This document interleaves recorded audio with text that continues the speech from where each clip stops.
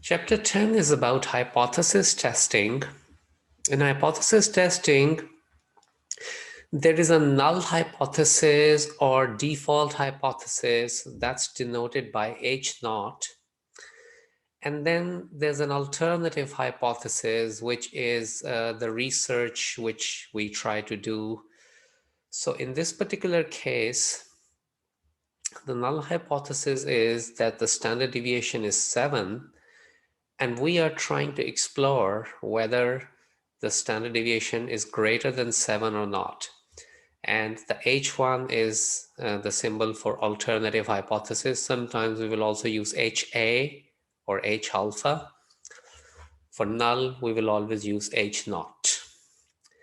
And then in the null, you always have the equal sign. Whereas in alternative, you will have greater than, or sometimes less than, or sometimes you will have not equal to. So alternative can have either greater than, or less than, or not equal to. The null will always have equals. So if in the alternative you have greater than, then it's a right tail test. If you had less than over here, then it would be left tailed. And if you would have not equal to, then it would be two tailed.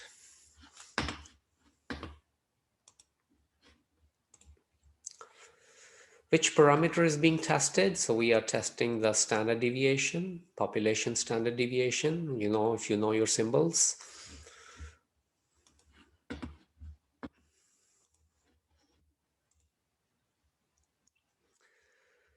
The blank hypothesis contains the equal sign. So we just said that the null hypothesis always contains the equal sign.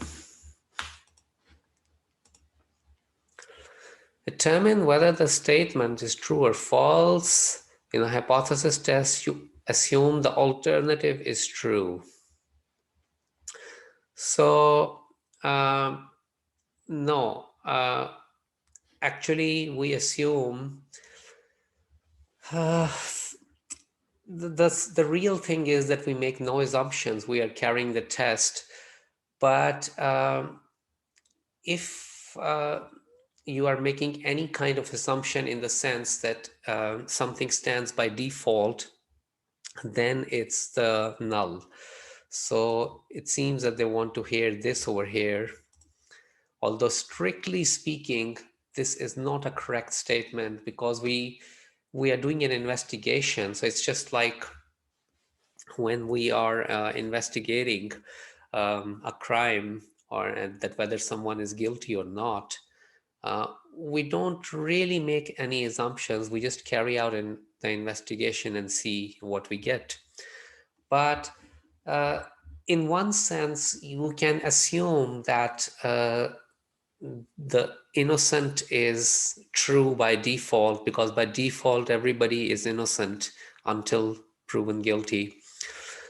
So it's the same situation here. Null hypothesis is like the default, which is like the innocent. So we can also say in a way that the null hypothesis is assumed to be true. Determine whether the statement shown below is true or false. Okay, if you want to support a claim, you write it as null hypothesis. No, if you want to support a claim, you want to write it as alternative hypothesis. Remember, null does not need any support. So just like the example of guilty and innocent, the null hypothesis is innocent. So somebody's innocence doesn't need your support. You can't say that, okay, you won't be innocent unless I support you. That's stupid. Um, the innocent person does not need your support.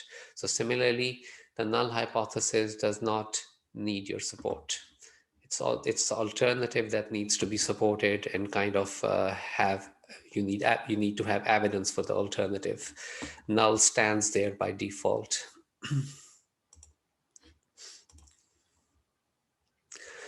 Sample evidence can prove the null hypothesis is true. No, so here it's one of those situations where, remember we said early on in this course that uh, in statistics we always have some kind of approximation and some kind of a doubt.